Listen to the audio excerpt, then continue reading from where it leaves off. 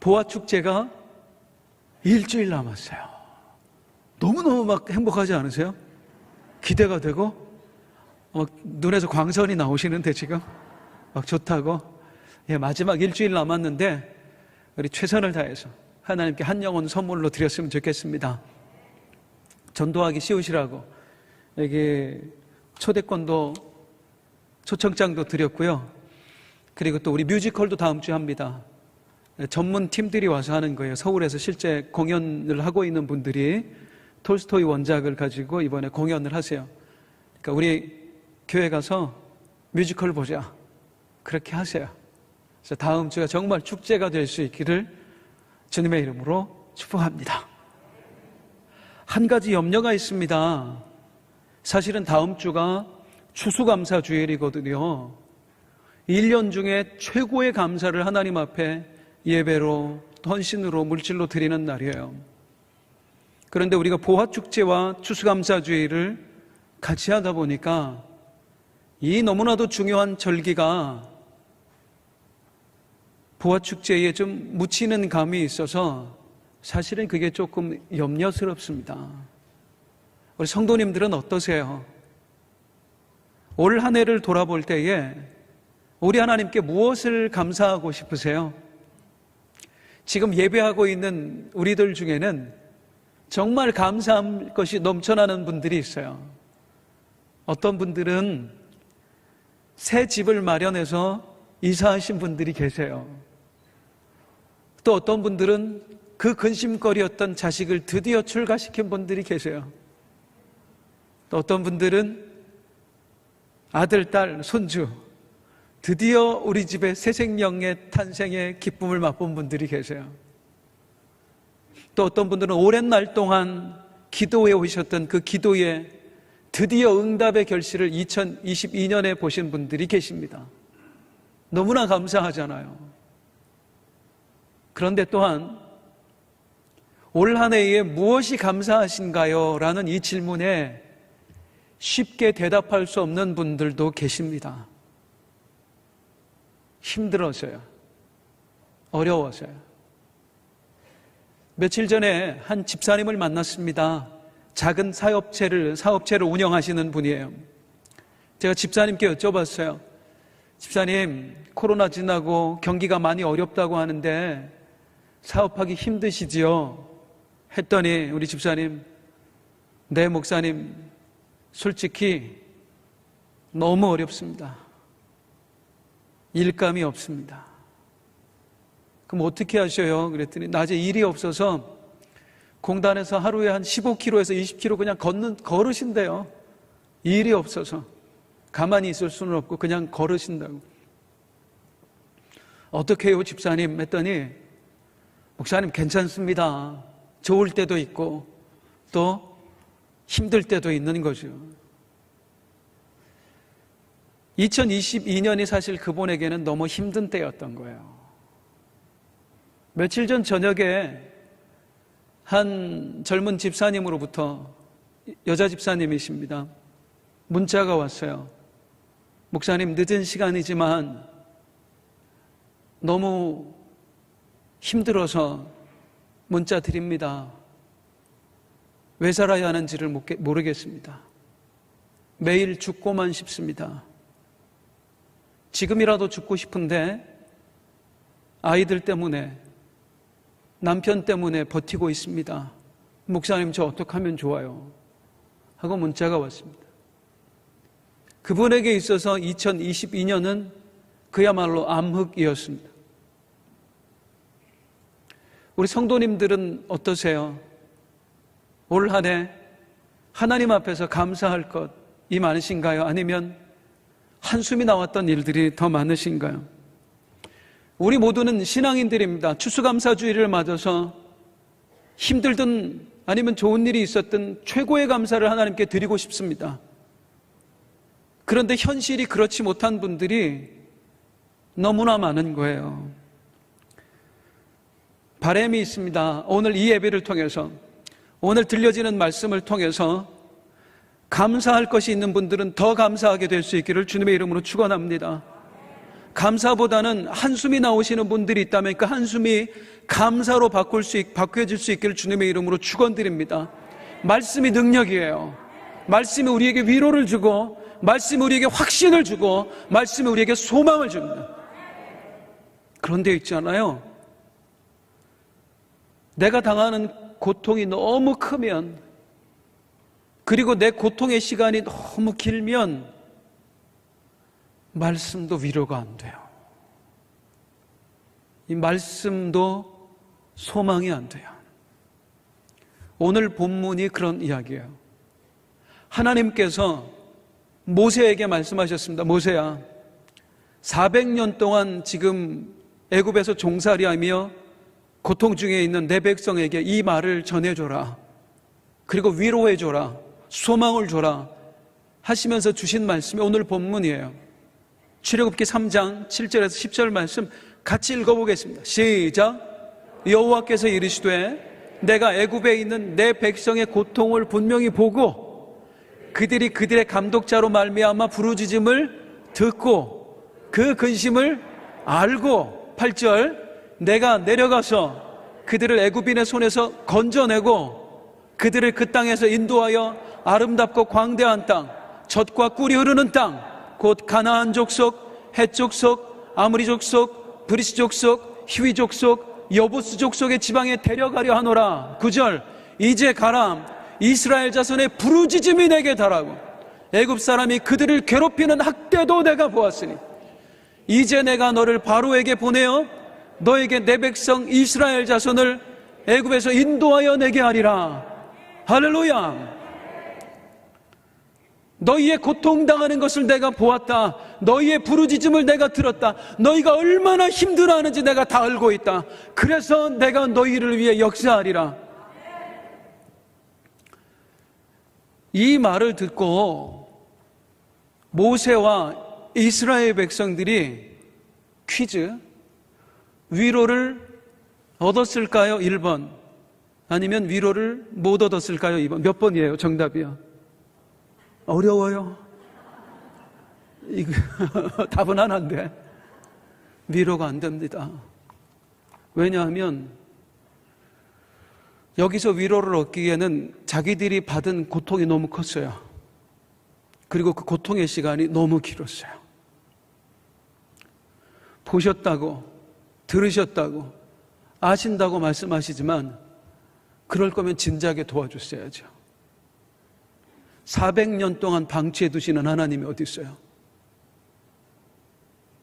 아무리 힘들어도 400년 동안을 힘들게 하실 수가 있느냐고, 우리 하나님. 내가 노예로 고통스럽게 살면 하나님 앞에 부르짖어 기도하는 게, 하나님 나 좀 살려주세요 했다가 나중에 어떤 기도 제목이 되냐면, 나는 고통당해도 좋습니다, 하나님 내 자식만큼은 내가 당하는 고통 안 당하게 해주세요 잖아요. 그런데 그 자식도 똑같이 노예, 그 자식의 자식도 똑같이 노예. 그렇게 400년 보셨다고요? 들으셨다고요? 그러면 우리 손주들 살려줬어야지. 애굽왕 바로에 의해서 죽어간 아이들이 몇 명인데요. 나일강에 던져서 악어의 밥이 된 아이들이 몇 명인데요. 그럴 때 우리가 얼마나 부르짖었는데, 하나님 제발 좀 살려주세요, 우리 아이 좀 살려주세요 라고 얼마나 부르짖었는데, 그때는 묵묵부담 아무 일도 안 하셨단 말이죠.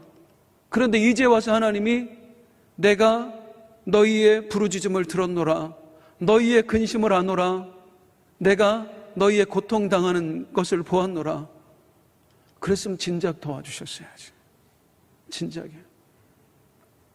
그래서 하나님이 보았다, 들었다, 이제 역사하리라 하시는 말씀 앞에 모세가 뭐라고 반문하냐면, 하나님 내가 그 말을 지금 가서 이스라엘 백성에게 전하면 그들이 이렇게 물을 겁니다. 누가 보냈는데? 그분 누군데 도대체? 이게 무슨 말이에요? 하나님 이름을 묻는 질문이 아니에요. 도대체 그 하나님 뭐 하시다가 이제 와서 내 자식 다 죽었어, 우리 부모님 고통만 당하다 가셨어, 그때 가만히 계시다가 지금 와서 뭐 이제 와서 내가 들었다, 보았다, 안다, 일하신다? 하나님 지난 400년 동안 아무것도 안 하셨잖아. 아무것도 안 하셨잖아. 근데 이제 와서 뭘? 이제 두 번째 퀴즈. 우리 하나님께서 정말로 아무것도 안 하셨나요? 하나님은 끊임없이 일하셨습니다. 이스라엘 백성들을 위해서. 보기만 하신 거 아니에요. 하나님이 듣기만 하신 거 아니에요. 하나님은 역사하셨어요. 일하고 계셨어요. 그런데 왜 모르죠? 안 보여서 몰랐던 거예요. 하나님의 역사가 눈에 보이지 않아서 몰랐던 거예요. 그런데 우리가 보지 않는 가운데 하나님은 끊임없이 역사하셨습니다. 지금 읽었던 이 본문 출애굽기 3장보다 훨씬 더 전에, 몇십 년 전에 일을 말하고 있는 출애굽기 1장 7절의 말씀이 있습니다. 한번 읽어보겠습니다. 시작. 이스라엘 자손은 생육하고 불어나 번성하고 매우 강하여 온 땅에 가득하게 되었다. 이스라엘 백성이 생육했대요. 번성했대요. 그래서 온 땅에 가득하게 되었대요. 이거는 그냥 읽고 지나갈 말씀이 아니에요. 이 말씀의 한 구절이지만 여기에는 우리 하나님이 얼마나 이스라엘 백성들을 위해서 바쁘게 움직이셨는지, 저들을 위하여 얼마나 큰 일을 이루어내셨는지가 그냥 딱 함축되어 들어가 있어요. 이건 이미 하나님께서 약속하셨던 거거든요. 언제? 이 일이 이루어지기 600년 전에 하나님께서 아브라함이라는 사람을 택하셨습니다. 그에게 하나님이 언약을 주셔요. 창세기 17장 6절이에요. 시작. 내가 너로 심히 번성하게 하리니 내가 내게서 민족들이 나게 하며 왕들이 내게로부터 나오리라. 아브라함아, 내가 너로 심히 번성하게 할 거야. 너희 혈통을 통해서 장차 네 가문이 민족이 될 거야. 하나님이 이 약속을 주셨을 때 아브라함은 자식이 없었습니다. 더 나아가서 아브라함 부부는 불임이었습니다. 자식을 낳을 수 없는 사람들이었습니다. 그런 사람들에게 이 약속을 주셨습니다. 어쩌면 허무맹랑한 약속입니다. 그런데 그 약속을 하나님이 이루어 주시거든요. 아브라함한테는 안 느껴지는 거예요. 겨우 자식 하나 봤어요. 이 하나님의 약속이 아브라함에게 아들에게 이어져요. 그리고 그 손주에게 이어져요. 아니, 언약이 이루어질 것 같으면 뭔가 조짐이 보여야 될 거 아니에요? 민족이 되기 전에 막 숫자가 확확 불어나는 그런 게 있어야 되잖아요. 응답이 되는 조짐이 있어야 되잖아요. 아브라함의 이 약속 처음 받고 나서 약 200년 지났을 때였습니다. 그의 손자 야곱이 애굽으로 건너갈 때에 그 집안의 숫자 손주들 전부 다 합쳐서 70명밖에 안 됐습니다. 종들까지 다 합쳐서 70명밖에 안 됐습니다. 그러니까 하나님은 민족이 나리라 약속을 해주셨지만 민족이 될 기미는요 200년 동안 눈꼽만큼도 안 보였어요. 하나님이 일하시지 않는 것처럼 보이는 거예요. 그런데 우리가 방금 읽었잖아요. 그 뒤로 훨씬 더 지나서 400년 후에 출애굽기 1장 7절을 보니까 심히 번성하여 그들이 강성해졌대요. 무려 200만이 되었습니다. 하나님이 600년 전에 주셨던 약속이 드디어 실현된 것입니다. 이게 뭘 의미하느냐면요, 지난 600년 동안 하나님은 그 약속을 한 번도 잊으신 적이 없다는 거예요. 또 하나는 지난 600년 동안 하나님은 그 약속을 지키시기 위해서, 이루시기 위해서 쉼없이 일해 오셨다는 거예요. 일하시는 하나님이십니다. 솔직히 70명이 400년 만에 200만이 된다는 것은 쉽지 않은 일입니다. 산술적으로는 가능해요. 이 당시에 산하 제한을 하던 때도 아니니까 애가 생기면 낳잖아요. 10명씩 낳고 10몇 명씩 낳고 하니까, 그러다 보면 70명이 피라미드처럼 쫙 퍼져서 400년 만에 200만이 되는 거는 산술적으로는 가능해요. 그런데 그 당시에 어느 가족도 그 가족이 자라서 민족이 되는 경우는 거의 없었습니다. 왜요? 세상이 놔두질 않는 거예요. 이 당시 아브라함의 가문도 그랬습니다만 대부분이 유목민들입니다. 중동 지방에. 유목민들은요, 언제 가문이 사라지는지 몰라요. 집안이 하루아침에. 크게 두 가지 이유 때문입니다. 하나는 가뭄 때문이었어요. 기근. 유목민들 떠돌다가 기근이 찾아오면 다 굶어 죽는 거예요.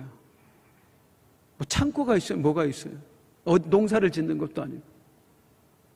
그리고 기근을 겨우 피해간다 해도 두 번째 저들에게 항상 노출된 위험이 뭐였냐면 전쟁이었습니다.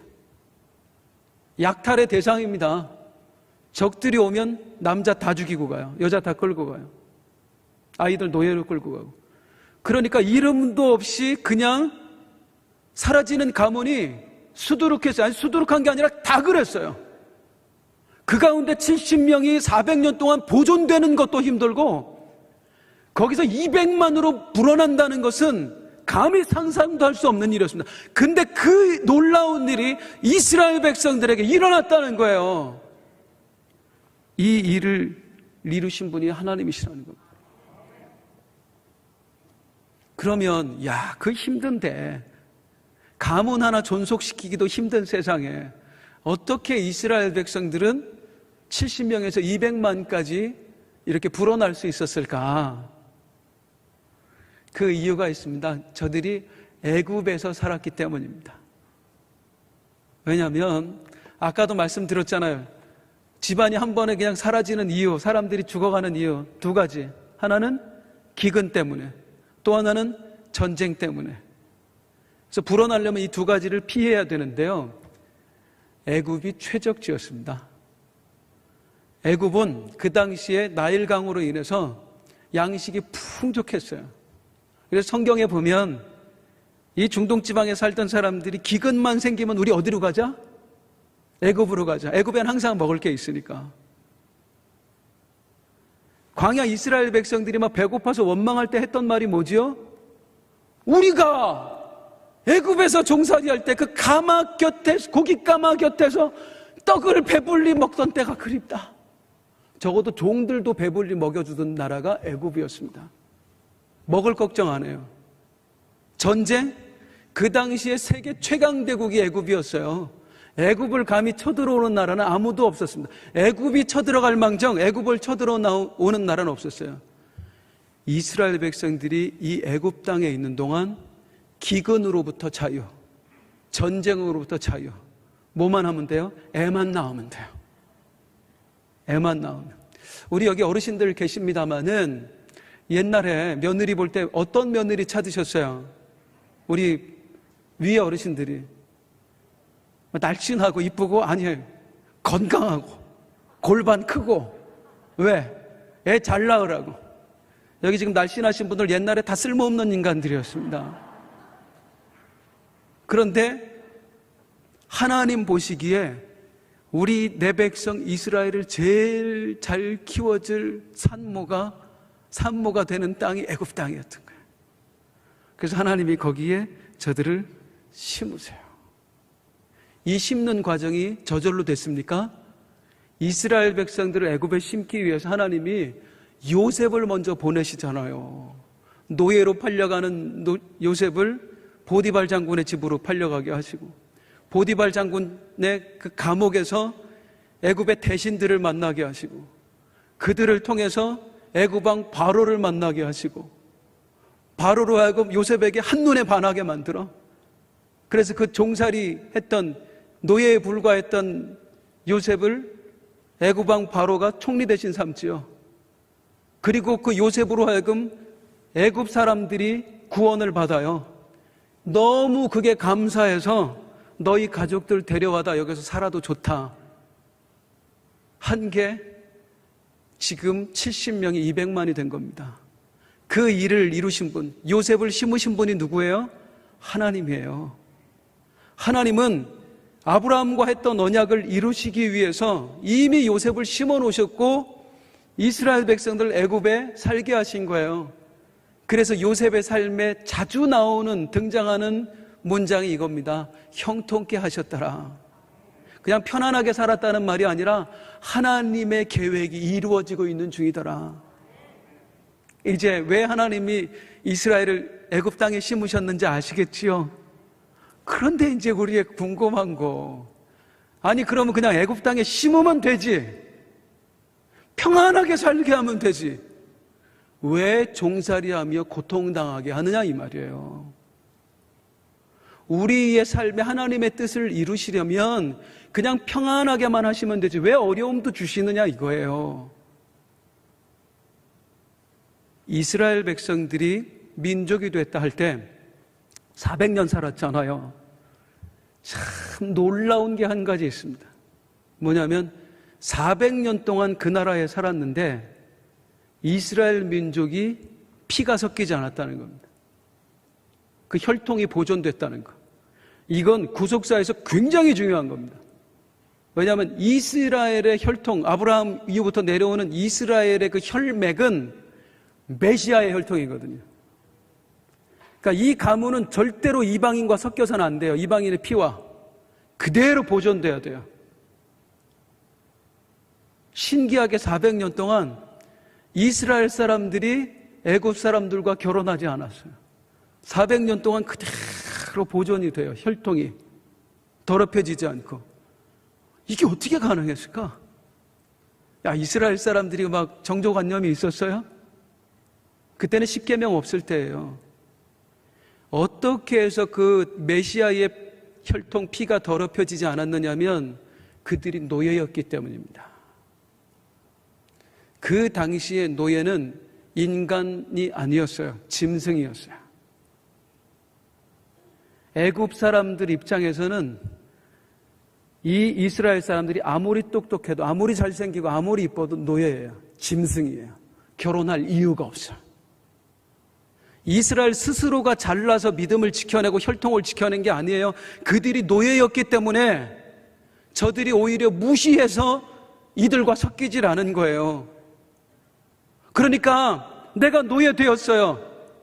너무나 고통스러워요. 무시당해요. 핍박당해요.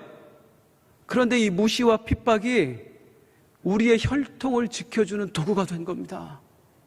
하나님이 이렇게 역사하시는 거예요. 우리 삶 가운데. 그래서 우리가 하나님을 오해하는데 하나님은 늘 좋은 것으로만 일을 이루신다? 아니에요. 하나님은 때로 우리가 보기에 좋아 보이지 않는 것들, 그러니까 때로는 우리의 질병을 통해서, 우리의 어려움을 통해서, 우리가 누군가에게 무시당하는 일들을 통해서 당신이 계획하신 바를 이루시는 하나님이에요.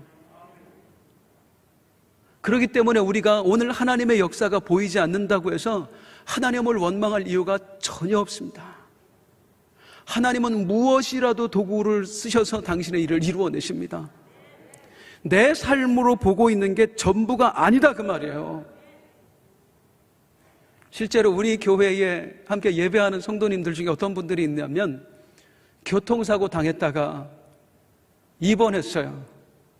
그런데 그 입원한 병실에 우리 교회 권사님이 다른 교통사고로 같이 입원을 한 거야. 그래서 그 권사님의 전도를 받아서 교회에 나오게 되신 분들이 실제로 있어요. 그리고 어떤 권사님 뭐라고 얘기하시면 내가 평생에 전도 한 번도 못 해봤는데 바빠서 사느라고, 먹고 사느라고 내가 입원하는 바람에 전도를 다 해봤다고. 사람의 눈으로 바라볼 때는 교통사고 정말 재수 없는 일입니다. 그런데 있잖아요, 그 재수 없는 사람과 재수 없는 권사가 만나서 한 천하보다 한 귀한 한 영혼이 구원을 받고 평생 전도도 못 해보던 분이 전도해서 하늘에 상급을 쌓고, 우리 눈으로 볼 때는 교통사고가 너무나 재수없고 너무나 안타까운 일이지만 하나님은 그걸로 우리가 상상할 수 없는 복을 주셔요.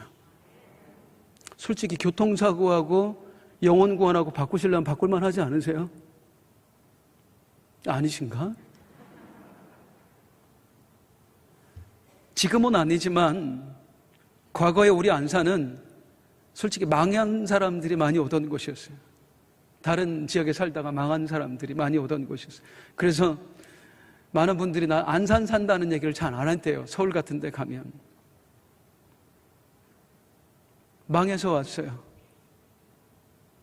그래서 안산 빛나게 만났어요. 그래서 유재명 목사님 만났어요. 유재명 목사님 말씀을 통해서 복음이 정립되었어요. 땅을 바라보고 살던 내가 하늘을 바라보고 살게 됐어요. 인생의 목적이 과거에는 세상에서 잘 되는 거였는데, 우리 유재명 목사님, 나는 누구인가? 나는 누구야?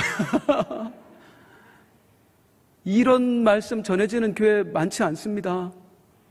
그 말씀을 듣고 평생 무늬만 그리스도인으로 살아갈 뻔했던 내가 참 그리스도인이 되는 것, 안산에 왔기 때문에, 망했기 때문에, 이 정도면 바꿀만 하지 않아요?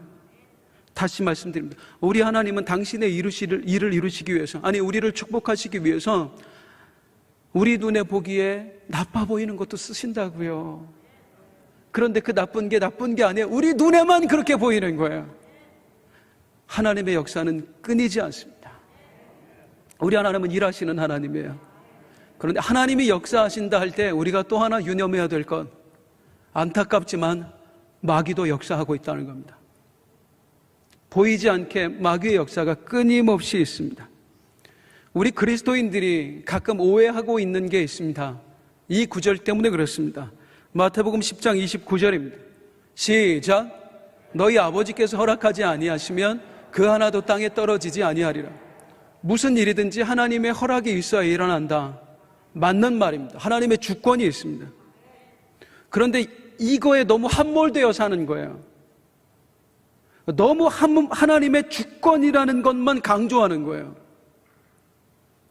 실제로 우리 삶에 일어나는 많은 고통은 성경에 보면은요, 하나님이 주시는 고통보다는 마귀가 가져다 주는 고통이 훨씬 많거든요. 그런데 우리는 마귀를 자꾸 잊어버려요. 그리고 하나님만 생각해요. 그래서 우리가 하는 오해가 뭐냐면, 고통이 오면 하나님이 줬다고 생각하는 거예요.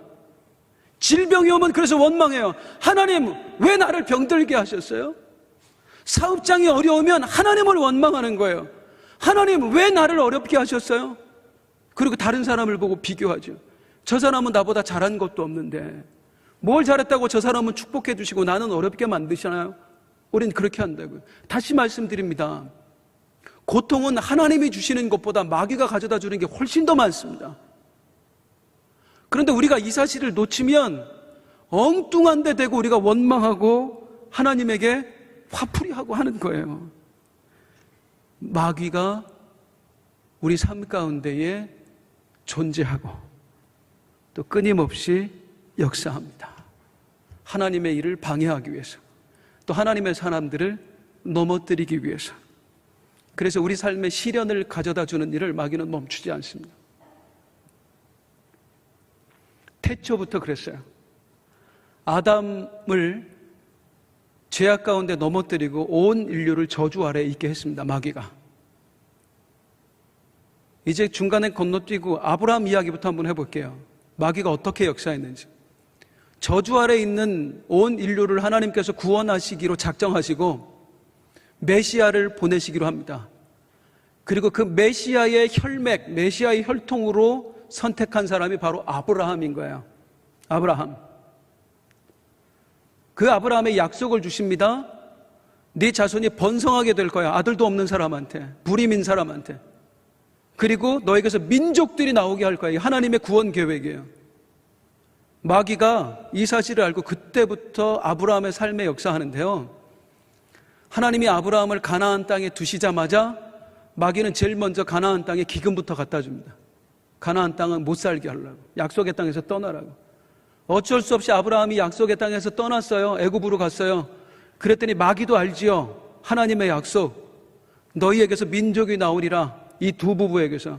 그래서 마귀가 어떻게 방해하느냐면 그 아브라함의 아내를 빼앗는 거예요. 애굽 왕 바로로 하여금. 또 어떻게 역사해서 거기서 위험을 벗어났습니다. 아브라함 99세 때에 하나님이 약속해 주세요. 내년 이맘때에 너희에게 아들이 있을 것이다. 무슨 얘기예요? 사라의 뱃속, 아브라함 아내 사라의 뱃속에 아기가 잉태된 거예요. 그랬더니 마귀는 어떻게 하죠? 또 기근을 보내요. 그래서 그 땅에서 떠나게 만들어요. 아비멜렉이라는 왕 앞에 가게 만들어서 그로 하여금 사라를 또 뺏게 만들어요.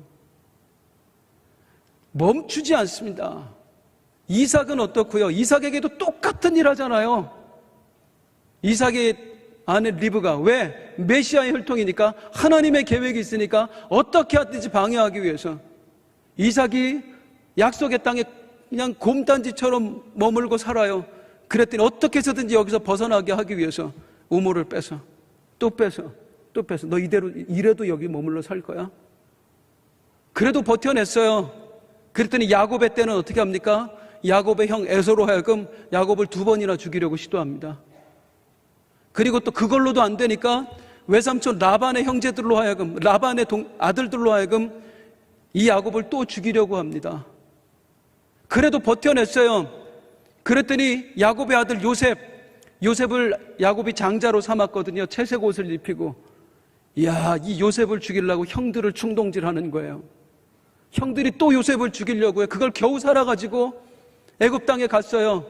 그랬더니 보디발의 아내를 충동을 하는 거예요. 거짓말을 하게. 제가 나를 겁탈하려고 했어. 죽이려고. 그런데 어떻게 살아남았어요? 이스라엘 백성들이 애굽 땅에 심겨졌어요. 가만히 있던가요? 2살 미만의 사내아이 전부 다 죽이라고 명령하게 만들어요. 바로 왕으로 하여금요. 마귀의 역사는 끊이질 않았습니다. 하나님의 일을 방해하기 위해서, 하나님의 사람들을 넘어뜨리기 위해서 마귀는 끈질기게 역사합니다. 하나님의 역사가 있지만 마귀의 역사도 있습니다. 그래서 우리가 신앙생활할 때 정말 중요한 건 뭐냐면, 누군가의 고난을 함부로 판단해서는 절대로 안 된다는 거. 야, 저 사람 병든 거 보니까 하나님이 치셨네. 하나님이 주는 것보다 마귀가 주는 게 훨씬 더 많아요. 하나님이 치신 거 아닐 가능성이 99%예요. 그런데 우리는 너무 쉽게 판단해요. 그리고 정죄해요. 아닙니다. 다시 말씀드립니다. 마귀의 역사가 있습니다. 예수님 순종을 안 해서 십자가 지셨나요? 다니엘이 기도를 안 해서 사자굴에 들어갔어요? 다니엘의 친구들이 충성하지 않아서 그래서 풀무불에 들어갔어요? 아니에요. 예수님 하나님께 순종했기 때문에 십자가 지신 거예요. 다니엘은 기도했기 때문에 사자굴에 들어간 거예요. 다니엘의 친구들은요, 누구보다도 하나님 앞에 충성스러웠기 때문에 풀무불에 들어간 거예요. 믿음 지켜도 어려움이 있을 수 있어요. 그런데 그 어려움을 마귀도 가져다 준다고요. 누구도 함부로 판단하지 말자. 다짐하세요. 또 하나 다짐해야 될 것은, 나에게 찾아오는 고난도 함부로 판단하지 말자. 우리가 너무 쉽게 무너져. 하나님이 허락하지 않으면 그것 때문에. 그래서 내 삶에 고난이 찾아오면 하나님이 나를 치셨나? 뭐 때문에 그러지? 여기에 함몰되어서 허비하는 세월이 얼마나 많은지 몰라요. 실체를 꿰뚫어 봐야 됩니다. 아, 마귀가 역사하는구나. 순간 우리는 달라지는 거예요. 원망하고 불평하고 우리가 넘어지는 게 아니라, 하나님, 마귀가 역사합니다. 내가 어떻게 이길 수 있을까요? 나에게 이길 힘을 주세요. 실체를 꿰뚫어 본다는 거, 그래서 중요한 거예요. 하나님 역사하십니다. 그런데 마귀도 역사합니다. 그렇다고 우리가 두려워할 필요 없어요. 왜냐하면 우리 하나님은 승리의 하나님이시기 때문에. 하나님은 당신이 계획한 일 아무리 마귀가 방해해도 이루어내십니다. 하나님의 결국에 있어요. 자, 아까 그 얘기 다시 해볼게요. 하나님이 메시아 혈통으로 아브라함의 가문을 선택하셨어요. 그랬더니 마귀가 역사했지. 어떻게? 기근을 보내서 애굽으로 가게 했어요. 애굽 왕으로 하여금 아브라함의 아내를 빼앗으려고 했어요. 그랬더니 하나님이 바로 왕의 집을 치셨습니다. 이 바로 왕은 세계에서 무서울 것이 없는 초강대국 최고의 권세가입니다. 그 바로 왕이 벌벌 떨면서요, 금은부와 가져다가 아브라함한테 갖다 바치면서, 제발 여기서 가주세요. 제발 가주세요. 하나님이 하신 일이에요. 나중에 아비멜렉이 또 그 아내를 뺏으려 했더니 하나님이 아비멜렉의 꿈에 나타나십니다. 그리고 우리 하나님이 잘 사용하시지 않는 방법을 쓰시는데 협박하셨어요. 너 그 여자 건드리면 너네 집안 다 죽을 줄 알아. 아비멜렉이 벌벌 떨면서 아브라함의 아내를 그냥 고스란히 보내줍니다. 마귀 포기하지 않았죠. 이삭의 아내 리브가도 뺏으려고 했죠. 하나님이 똑같은 방법으로 지켜주세요. 블레셋 사람들이 와서 이 약속의 땅에서 떠나게 하려고 우물만 파면 뺏어가.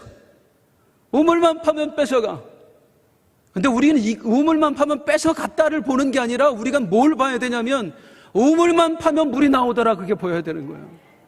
저들은 뺏어 여기서 쫓아내려고. 그런데 하나님은 이삭이 가는 곳마다 사막입니다, 광야입니다, 물이 그렇게 쉽게 나오질 않아요. 그런데 우물만 파면 물이 나게 해. 신호예요. 넌 내가 지켜. 절대 무서워하지 마, 떠나지 마. 하나님이 하시는 일이에요. 마귀가 이삭의 아들 야곱을 죽이려고 했습니다. 그의 형 에서를 통해서. 그랬더니 하나님 역사하시는데, 에서 알죠? 남자 중에 남자, 사나이 중에 사나이, 눈물을 한 방울 안 흘릴 사람. 이 사람의 마음을 하나님이 감동시키는데 야곱을 보자마자 펑펑 울어 끌어안고 계집애처럼. 성경에 그런 건 안 나와요? 계집애처럼은 안 나와요? 누가 하셔요? 사람의 마음을 움직일 수 있는 분? 우리 하나님밖에 없습니다.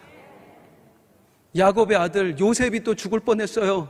그랬더니 세상에 형들이 죽이려고 하는 그 순간에 마침 노예상인들이 지나가게 해. 그 노예상인들한테 팔았더니 애굽에 얼마나 많은 집이 있어요? 마침 보디발의 집으로 가게 해. 왜? 보디발의 집에는 감옥이 있거든요. 그 감옥에 가야지 대신들을 만나거든. 이 마귀가 보디발의 아내를 통해 죽이려고 했어요. 모함 씌워서. 그랬더니 하나님이 또 살려주시는데 감옥에 들어가게 하잖아요. 야, 저는 이 장면에서는 볼 때마다 감동이에요. 놀라워. 보디발은 애굽에서 왕 다음의 권력가입니다. 집에 감옥이 있을 정도니까. 그런데 이 권력가가 생각해 보세요. 노예가 내 아내를 겁탈하려고 했는데 안 죽이고 살려두는 게 가능한 일입니까? 그 자리에서 목을 쳐 누구도 뭘 할 사람 없어요. 그런데 살려줘요. 누가 하셔요? 하나님이 하신 일이 아니고는 안 된다고요. 그 감옥에 들어가서 대신들을 만나 나중에 왕에게 또 소개가 돼.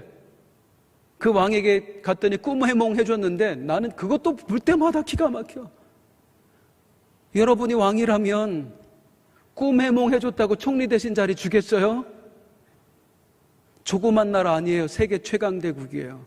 하나님이 바로의 마음을 어떻게 감동시켰는지 이 요셉한테 홀딱 반한 거예요. 그리고 총리 자리를 내주는 겁니다. 그리고 하나님이 역사하십니다.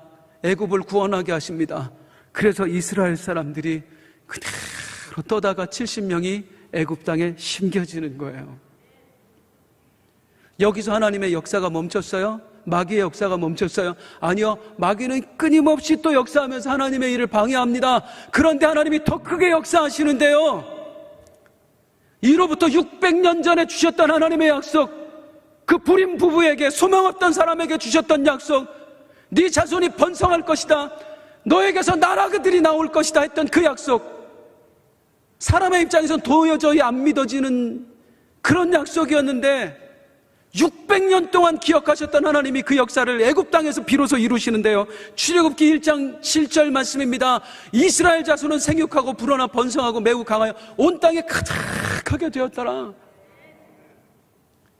마귀가 또 방해했지요. 이스라엘 백성들이 힘들게 하게 했어요. 그랬더니 하나님이 또 역사하시는데 출애굽기 1장 12절, 그러나 학대를 받을수록 더욱 번성하여 퍼져나가니, 그러나예요. 마귀가 역사하나 그러나 하나님은 더 크게 역사하였더라. 마귀는 여전히 포기하지 않았습니다. 어린아이들 다 죽이게끔 법을 만듭니다. 그때 하나님이 또 한 번 역사하시는데요. 출애굽기 1장 20절이에요. 하나님이 그 산파들에게 은혜를 베푸시니 그 백성은 번성하고 매우 강해지니라. 600년 전에 주신 약속입니다. 이걸 우리 하나님은 단 한 번도 잊으신 적이 없어요. 그리고 끊임없이 그들의 삶에 개입하셨고, 마귀가 역사할수록 하나님은 더 크게 역사하셔서 마침내 보이시는 거예요. 나는 잊지 않는 하나님이다. 나는 이루는 하나님이다. 일을 행하시는 여호와, 그 일을 지어 성취하시는 여호와, 그 전능하신 분이 우리 아버지입니다. 그분이 우리 아버지예요. 우리가 지금까지 드렸던 기도 단 하나도 잊지 않으셨습니다. 하나님은 다 들으셨어요. 알고 오잖아요. 내 형편 알고 계시고 내 기도 제목 다 기억하고 계신 우리 하나님, 그 하나님의 결국의 때가 반드시 있습니다. 지난주에 금요 성령 터치 때 우리 담임 목사님께서 오랜만에 교회에 간증을 하셨습니다. 우리 교회 성도님들 잘 아시죠? 혹시 모르시는 분은 유튜브로 보세요. 제가 다 설명을 못 드려요, 시간 때문에. 과거 안산 빛나교회는 소망이 없던 교회였습니다. 땅을 샀다가 사기를 맞았어요. 빚더미에 올랐어요. 하나님 제발 해결해 주세요. 재판 과정 중에 외쳤더니 그때 하나님이 들려주신 음성, 감동, 너희가 포기해라. 그 음성에 발버둥 치던 우리 유재명 담임 목사님이 아무 조건 없이 포기했습니다. 그리고 지나왔던 눈물의 세월들, 그 가운데 하나님께서 감춰놨던 이 땅을 우리에게 선물로 주셨고 이곳에 성전을 건축하게 하셨고 또 그 소망 없던 교회 부흥하게 해두셨어요. 그 일을 지난 금요 성령 터치에 간증하셨어요. 궁금하면 보세요. 2년 전이었던가요? 한 젊은 집사님께서 저에게 그런 말씀하셨습니다. 목사님, 저는 예전에 우리 담임 목사님 그 결정하셨을 때에 우리가 포기합시다, 하나님께 순종합시다 할 때에 저는 어렸지만 우리 목사님을 이해할 수가 없었습니다. 그 헌금이 어떤 헌금인데, 그건 성도들의 피고 눈물인데, 그걸 아무 조건 없이 포기하자는 담임 목사님을 보면서 어린 마음에 야, 리더가 저렇게 무책임할 수 있나? 아니, 세상을 저렇게 모르나? 저렇게 순진한가? 그래서 은연중에 자기 마음에 우리 담임 목사님을 무시하는 마음이 항상 있었대요. 그렇게 세월이 지나면서 특별한 감동 없이 신앙생활 하던 중에 이 성전 부지를 우리 교회가 사게 되고 여기에 성전이 건축되고 하는 과정을 통해 하나님의 일하심을 보게 된 거예요. 그러면서 저에게 하시는 말씀이, 그 집사님, 그 어려운 때에 우리 목사님이 늘 하셨던 말씀, 하나님의 결국이 있습니다, 하나님의 결국을 믿읍시다 했던 그 말씀을 저는 귀로만 들은 게 아니라 두 눈으로 보게 된 것이 너무나 감사합니다. 이걸 두 눈으로 똑똑히 목격한 후에 하나님 살아계시구나, 정말로 하나님의 결국이 있구나 하는 그 믿음이 딱 자리 잡으니까 그때부터 어떻게 되냐면 내 삶에도 고난이 찾아오잖아요. 어려움이 찾아오잖아요. 두렵고 겁이 나고 그때마다 뭐가 생각나냐면 우리 교회를 봐. 우리 교회를 봐. 하나님의 결국이 있잖아. 그 하나님이 내 하나님이야. 그 하나님이 지금 내 삶에도 역사하실 거야. 그 믿음으로 이겨나간다는 고백을 하시는 거예요. 그러면서 나는 이걸 말씀이 실제가 되는 것을 눈으로 보게 해주신, 순종해 주신 우리 담임 목사님을 존경합니다. 그리고 우리 교회 안산 빛나교회를 저는 사랑합니다. 그 얘기를 하셨어요. 하나님의 결국이 있습니다. 눈에 보이지 않을 뿐입니다. 하나님은 여전히 일하고 계십니다. 기억하고 계십니다. 보고 계십니다. 다 알고 계십니다. 내 눈에 안 보일 뿐이에요. 그런데 반드시 보게 하실 거예요. 그 하나님은 잊지 않으시는 하나님이거든요. 약속하신 건 반드시 이루시는 하나님이시거든요. 올 2022년을 돌아보면서 우리 성도님들, 감사의 제목은 어떤 거예요? 또 여러분을 한숨 쉬게 하는 것은 어떤 것입니까? 무엇이 됐건 간에 절망하지 마세요. 눈에 보이는 것만 보면서 좌절하지 마세요. 눈에 보이지 않는 하나님의 역사, 하나님의 이루심, 그거 믿고 가세요. 우리 안산 빛나교회가 그 일을 겪으면서 여러 번 마음에 들었던 생각이 있습니다. 이럴 줄 알았더라면 그때 더 인내할 걸, 이럴 줄 알았더라면 그때 한숨 좀 덜 쉴 걸. 이럴 줄 알았다면 미리 더 감사할 걸. 우리 삶에도 똑같은 역사 이루실 거예요. 분명히 하나님의 결국이 있습니다. 1년 후가 될지 5년 후가 될지 10년 20년 후가 될지 저는 모르겠습니다. 그런데 하나님은 반드시 여러분의 삶에 하나님의 결국을 보여주실 것입니다. 그때에 2022년을 생각하면서 그때 절망하지 말 걸, 그때 좀 더 인내할 걸, 그때 더 감사할 걸 하는 게 아니라 하나님 그 어려울 때도 믿게 해주셔서 감사합니다. 그 어려울 때에 무너지지 않게 해주셔서 감사합니다. 한숨이 아니라 감사가 나오게 하시니 감사합니다. 그 고백하는 여러분들 되시기를 주님의 이름으로 축원드립니다. 함께 부르고 싶은 찬송이 있어요. 가사가 아까 시작할 때 아마 불렀을 거예요. 가사가 쉽지 않아요. 그런데 이 고백이 우리의 입술에서 나올 때에 하나님이 역사하실 줄로 믿습니다. 우리 자리에서 일어나서 함께 찬양합니다.